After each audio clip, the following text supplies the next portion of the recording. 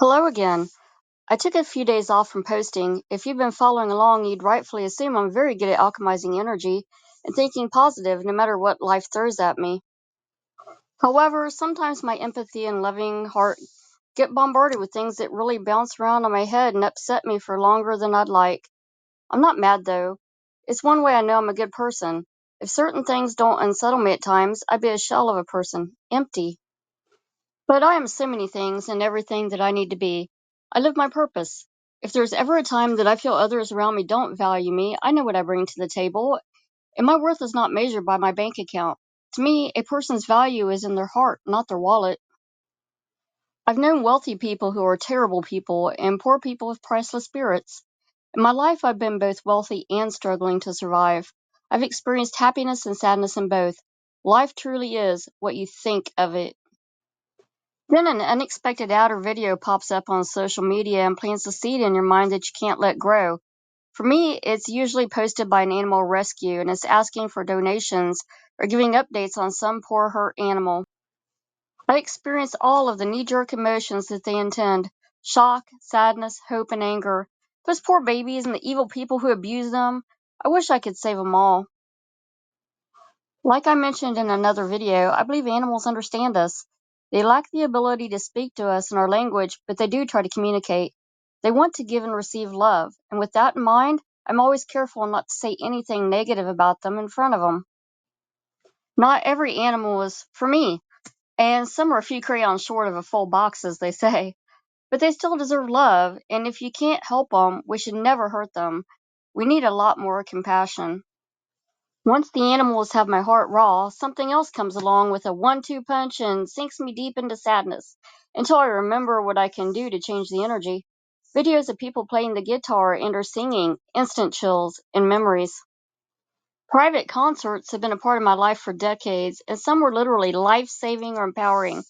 I believe singing and music is how the angels communicate, and the closest we humans get to it. As a child, angels sang to scare off the demons, and as a young adult, I spent countless nights sitting next to someone special as they softly played an unplugged guitar, literally all night. He introduced me to the blues and to Stevie Ray Vaughan.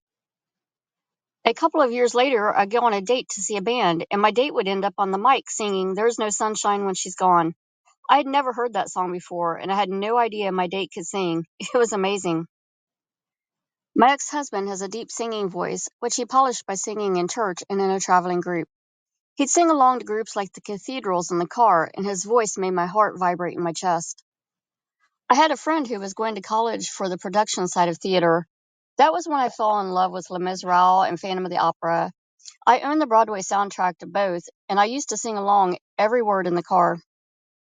Then there's my friend who has the best blues voice I've ever heard in person. I used to meet up with him at open mic nights and watch him play and sing. We lost touch a few years back, but those nights were awesome. And I can't go without mentioning the time my biker brother, my ex, brought me back from death by singing. That story is in another video about my first near-death experience. In recent years, I discovered that the person I was working with every day had a chill-inducing country music voice and would give me car concerts all the time. His choice of songs revealed more to me than just his voice, and it made us closer. But one day he just stopped. I told him how much I loved it. I told him it's something I'll always cherish. I even said that I was jealous that others got to see him sing karaoke, yet he'd never go with me. And it hurts. It hurts that he knows how impactful it was to me and to our relationship, yet refuses to use the tool that did so much for me in the past. So stumbling across a talent online shines a light on the loss that I feel when it comes to my private and public performances. Memories turned to losses have been taking up space in my head far too often lately. And when I'm trying to manifest abundance, feeling lack is counterproductive. I'm not perfect, but I'm always striving to be better. I try to educate myself on my whole person development, and that's mainly what this channel is about.